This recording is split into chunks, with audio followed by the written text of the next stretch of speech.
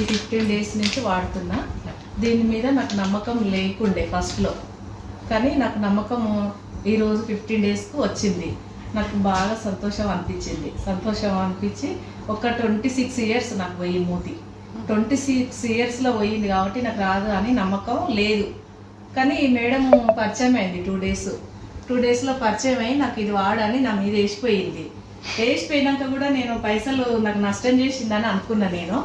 నష్టం చేసిందని ఒక వారం రోజులు బాధపడుకుంటే వాడిన దీన్ని, అయినా గులుక్కుంటేనే వాడినాను. ఫస్ట్ అయితే 15 డేస్ అయినాక నేను నమ్మలేని అంత రిజల్ట్ వచ్చిందో చెప్పండి మేడం.